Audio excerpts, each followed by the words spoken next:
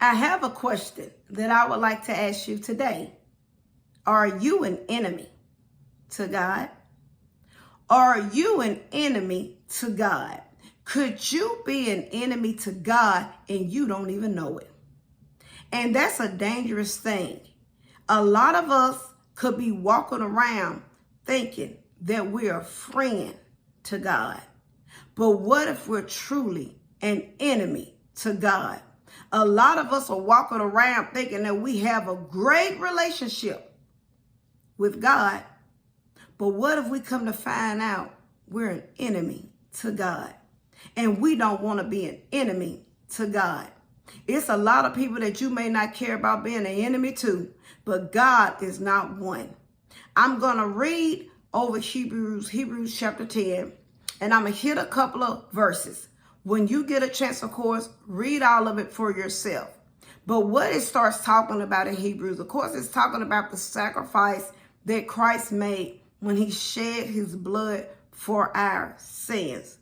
We're living in the New Testament now. We're no longer in that old covenant, but we're in a new covenant now, where now it's about being free because of the shed blood. And the good thing about Christ shedding the blood for all of our lives is that sin no longer has control over us. We can have control over the sin. We no longer have to be dead in sin, but we can be dead to sin. I want you to think about that now. Sin no longer can have dominion over our lives. That's the control that we can now have. Now we can go straight to Christ because of the blood that was shed. I'm going to read a couple of verses, and I want you to think about what those verses are saying now. I'm going to start with Hebrews, and I'm going to jump in verse 20, and I'm going to do 20 through 26. I want you to think about what's being said. And remember, when you get a chance, go back and read it all for yourselves, okay? I want you to think about it. And I'm going to start with verse 20. And it says, by his death, Jesus opened a new life, giving way through the curtain into the most holy place. Verse 21. And since we have a great high priest who rules over God's house, let us go right into the presence of God with sincere hearts, fully trusting him. Okay? For our guilty conscience have been sprinkled with Christ's blood to make us clean. And our bodies have been washed with pure water. Verse 23. Let us hold tightly without wavering to the hope we affirm. God can be trusted to keep his promises. If don't nobody else in life keep their promises, we know that God can keep his promises. Always has, always will. Verse 25. And let us not neglect our meeting together as some people do, but encourage one another, especially now that the day of his return is drawing near. Verse 26, I want you to pay attention to this key verse. Verse 26, and it says, dear friends, okay, you're a friend to them. Dear friends, if we deliberately continue sinning, after we have received knowledge of the truth, there is no longer any sacrifice that will cover these sins. Okay, I'm going to go into verse 27. There is only the terrible expectation of God's judgment and the raging fire that will consume his enemies. The raging fire that will consume his enemies. When we continue to deliberately keep on sinning, now you have become an enemy of God. There's no more excuses. See, whether we know it or not, and I can raise my hand because I know I'm guilty of it, it's easy to take God's grace for granted.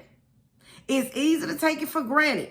See, it's easy to think, I go to church, I'm a nice person, I help people out, I pay my tithes, I do this, I volunteer. It's easy to just take God's grace for granted, thinking that I can keep doing what I want to do, could that very well be you.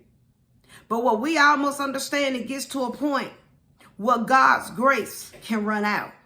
It gets to a point where we can become enemies of God because we want to keep doing things our way and we don't want to live the right way. When the blood was shed so we can be sin free. We don't have to live the old way, but now we can live a new way. Christ is coming into our lives saying you can conquer any sin. Sin no longer has to conquer you. See, it says when we deliberately keep on sinning, we willfully keep on sinning when we know what's right. And a lot of us, if we be real, we know the very things that we're out there doing, we know they're not right. We just keep taking God's grace for granted, thinking, oh, I'll get it right. Isn't that what we do? We just keep doing things and doing things and doing things our way. And we just say, Lord, I'm not going to do it your way. Or we keep doing things our way. But what is it that we say? I know I'm guilty of. Oh, I'll get it together when I'm in my 50s. And that's what that was somebody right now was saying. Oh, when I get older, I'll give my life to Christ. When I get older, I'll stop doing the things that I'm doing. When I get older, oh, I'll settle down. When I get older, a lot of people are saying that, but it ain't even no guarantee that you're going to get older. And that's what I had to realize in my life. I'm talking about I'm going to stop doing all these things when I get 50, but it was no guarantee that I'm going to live to see 50. And that's what the enemy wants. The enemy want a lot of people just like me saying, we going to put an age, and we got the nerve to think that we going to tell God when we going to start living for him. Could that very well be you today? Could you be that person bold and stupid like I was to say, Lord, I'm going to start living for you when I'm in my 50s. I'll give my life to you. I'll stop doing the wrong things to you when I'm in my 50s. Could that be you on today? Could you be one of those people saying, oh, I'm going to start working for God's kingdom? But see, you telling God when you going to start working for his kingdom. You telling God the things that you're going to do and not what he wants you to do. And what we don't know, we're putting ourselves in a dangerous category because we very well could be enemies of God. Because just because you go to church every Sunday don't make you right with God. Just because you a nice person don't make you right with God. Just because you volunteer don't make you right with God. Trying your best to live a life that's pleasing to God. Stop deliberately sinning before God. Those are the only things that's going to truly make you right with God. What is it in your life that you know the Lord has been dealing with you about, and you won't give it up?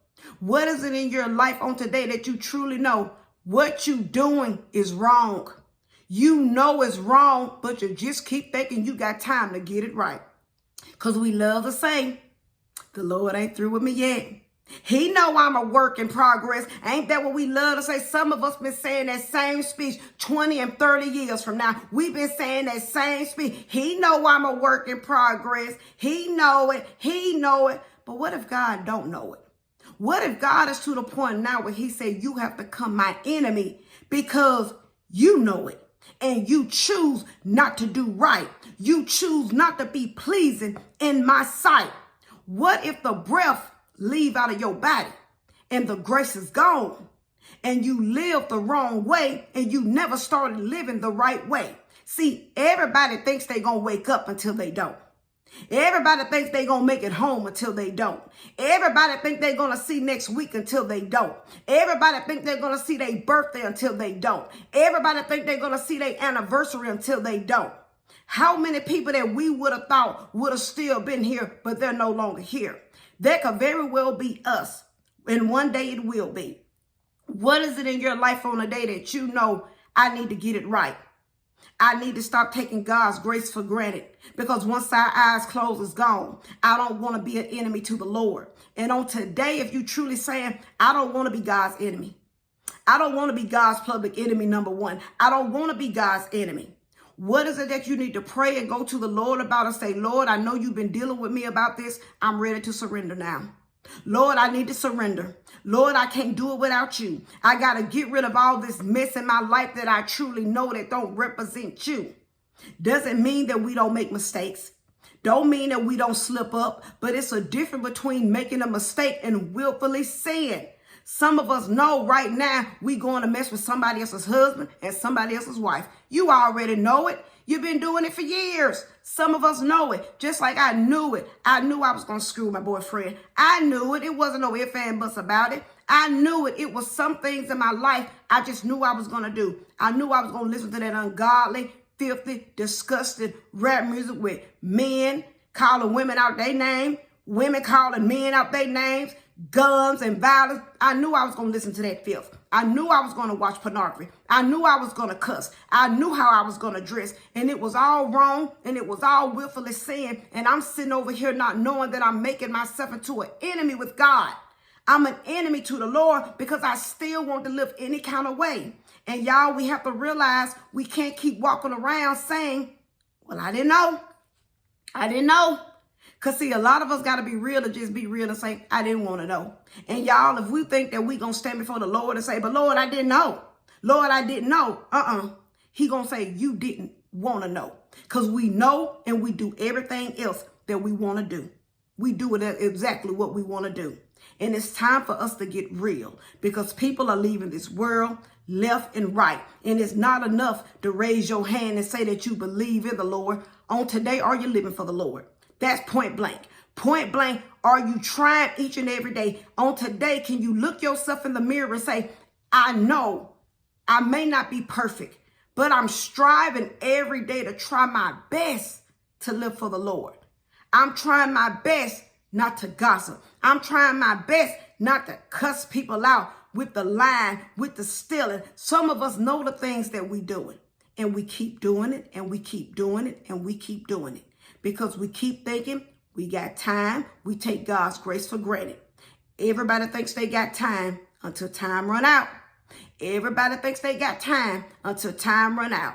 We know the things that we're doing wrong. We know the way we treat our spouse wrong. We know we need to get married. We know we need to get out that same-sex relationship. We know we need to quit having them abortions. We know the very things that we're doing. We know we some messy people. We know we angry people. We know we hateful people. We know we vengeful people. We got all this stuff going on within us, but we just keep putting it to the side. Oh, I'll do it. I'll do it. The Lord understand. The Lord know my heart. And we love to say the Lord know my heart. The Lord know my heart, and he knows what's wicked and he knows what's evil.